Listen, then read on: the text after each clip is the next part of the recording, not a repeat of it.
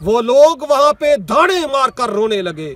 वो बुजुर्ग ऊंची आवाज में चिल्लाकर रोने लगे, क्योंकि उस हैकल के मुकाबले में यह हैकल बहुत ही मामूली थी।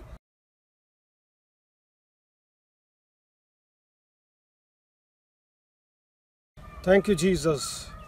नाज़रीन ग्रामी, यसु मसीह के नाम में आपकी सलामती हो। आज हमारा उन्वान है हैकल सानी या हैकल ज़ुरबाबल।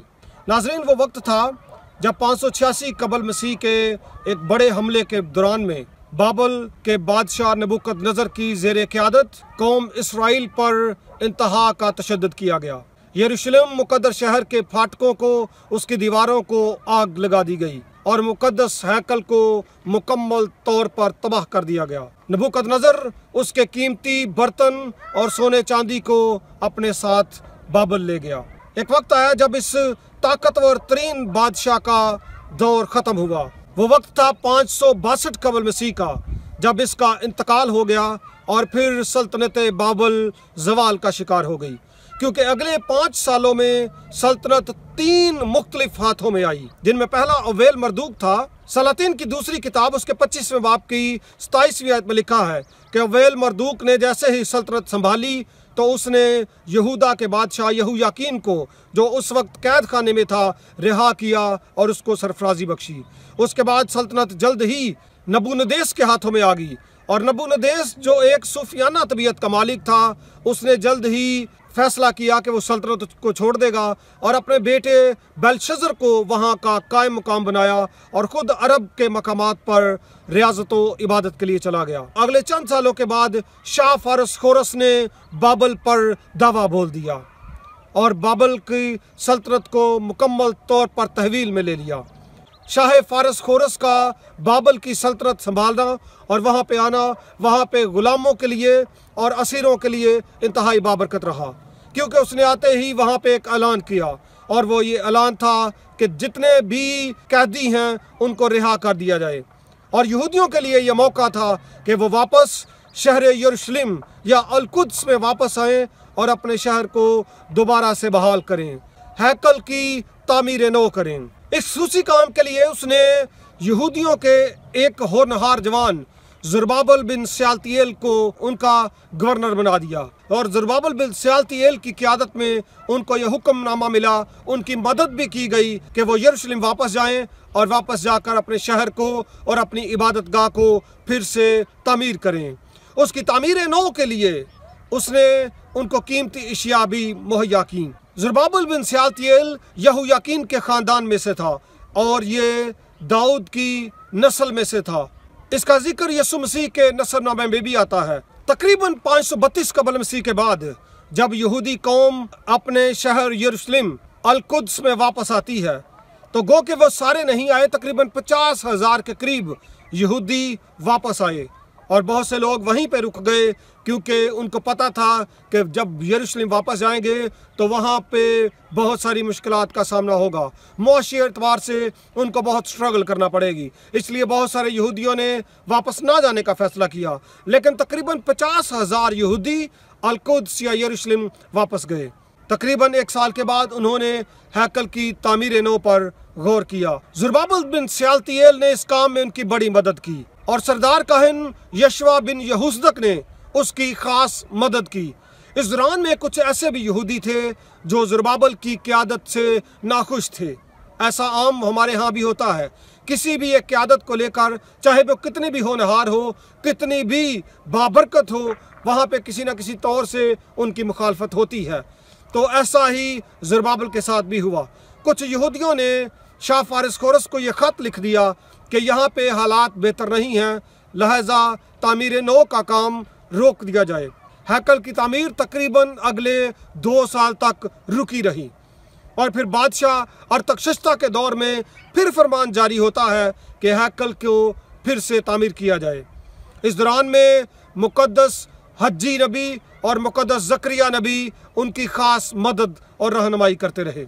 यह हैकल ज़ुरबाबल या हैकल सानी, ये दूसरी हैकल जिन अयाम में ये तामीर हो रही थी, वहाँ पे लोगों का मुख्तलिफ रद्द अमल था। कैद से आए हुए बहुत सारे जवान लोग इस बात से नावाकिफ थे कि हैकल सुलेमानी का क्या रोब था, उसका क्या हुस्न जमाल था, वो कितनी पुरशिकवा, कितनी खूबसूरत थी और उसकी कहाँ तक धूम और शोहरा था। हज्जी नबी की मार्फत खुदा कलाम करता है। हज्जी नबी का सहीफा उसका 2 बाब और 3 आयत से लिखा है कि तुम में से किसने हैकल की पहली रौनक को देखा और अब कैसी दिखाई देती है? क्या ये तुम्हारी नजर में नाचीज नहीं है? यानी उसने पहली हैकल और दूसरी हैकल का मुआजना किया। और इसी बात को लेकर अज़रा की किताब के 3 बाब में लिखा है कि जो बुजुर्ग थे वहाँ पे, जो जवानी के अयाम में असीर होकर बाबल गए थे, जिन्होंने हैकल की खूबसूरत और पुरशिकवा इमारत को देखा था, उसके हुस्न जमाल को देखा था, खुदा की हुजूरी को देखा था, खुदा की पाक बरकत को देखा था, वो लोग वहाँ पे धाड़े मार कर रोने लगे।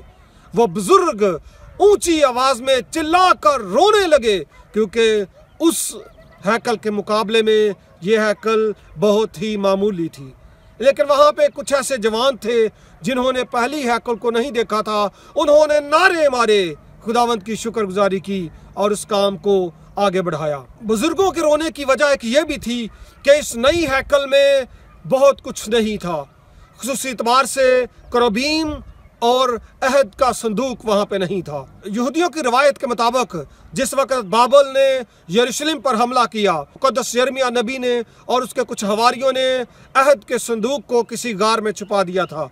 और जब असीरी के बाद वो वापस आए, उन्होंने बहुत तलाश की, लेकिन अहद का संदूक उसके बाद यहूदियों को नहीं मिला। इस नई हैकल को भी उसी मुकाम पर, यानी टेंपल माउंट के ऊपर ही बनाया गया, उसी जगह पर जहाँ पे किसी वक्त में हैकल सुलेमानी हुआ करती थी। और इसके भी 3 हिस्से बनाए गए, यानी पाक तरीन मुकाम और पाक मुकाम और फिर सहन। इसके पाक मुकाम में एक क्षमादान और सोने की एक कुर्बान गाह जिस पर बखूर जलाया जाता था और नजर की रोटियों की एक मेज रखी गई। जो ही इस पर काम चल रहा था, हैकल के बैरूनी हिस्से में एक पीतल की कुर्बान गाह बनाई ताकि सोख्तनी कुर्बानी खुदा के हुजूर में शुक्रगुजारी के तौर पर गुजरानी जा सके।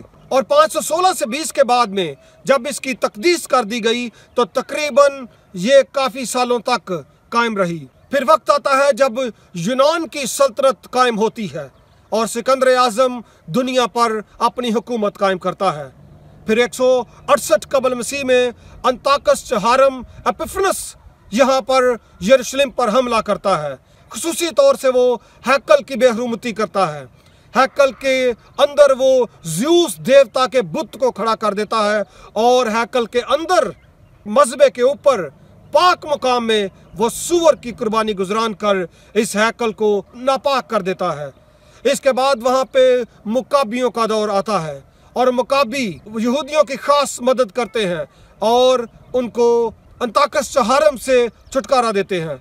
अंताकस चहारम जाते हुए यहाँ से हर किस्म का सोना और कीमती चीज़ें ले जाता है। इसके बाद यहूदी फीस्ट ऑफ डेडिकेशन या हनूका की मदद से इस हैकल को दोबारा से पाक करते हैं, इसकी तखसीस करते हैं। यहाँ पे फिर मुकाबियों का दौर शुरू होता है।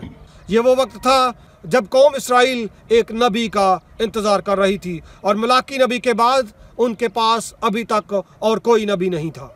और मुकाबियों के दौरे हुकूमत में उन्होंने हैकल के चौगिर्द मजबूत दीवार खड़ी की, उन्होंने इसको ताकतवर बनाया। लेकिन चंद ही सालों बाद एक और अजीम सल्तनत खड़ी होती है, सल्तनत रोमा। रोमन सल्तनत में इस पर फिर दावा बोल दिया जाता है और जनरल पोम्पे, जो उस वक्त तीसरी मिथ्रियाटिक वॉर जीत कर वापस आया था, उसको पता चला कि हशमूनियों के दरमियान में क्लैश चल रहा है। मुकाबी, जिनको बाद हशमूनी कहा जाता था, उसको पता चला कि हायरकैनस दोम और अरिस्टोबुलस दोम के दरमियान में तनाज़ा है और इसी का फ़ायदा उसने उठाया और उसने यरूशलेम शहर पर धावा बोल दिया। गो के उसने इसका मुहासरा कर लिया, इस पर कब्जा कर लिया, लेकिन इसको नुकसान नहीं पहुंचाया। इसके चंद सालों बाद जनरल कॉर्सिस ने यहूदी हैकल को इंतहाई नुकसान पहुंचाया। उसने तमाम कीमती चीज़ों को लूट लिया और इबादत के पूरे निज़ाम को तहस नहस कर दिया।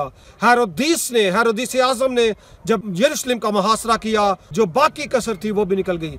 ये हैकल सानी या हैकल दोम मुकम्मल तौर पर बर्बाद तो नहीं हुई, लेकिन इस दौर में इस हैकल को मुकम्मल तौर पर खंडर में तब्दील कर दिया गया।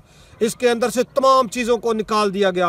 यहूदी फिर से कसम पुरसी की ज़िंदगी में और इंतहाई जिल्लत की ज़िंदगी में चले गए। अगले वीडियो में नाज़रीन हम आपको बताएंगे कि तीसरी जो हैकल बनी, हैकल हेरोदिस, वो कैसे बनी और कैसे तबाह की गई। हमारे साथ रहिएगा, चैनल को सब्सक्राइब करें, वीडियो को दूसरों के साथ ज़रूर शेयर करें। God bless you.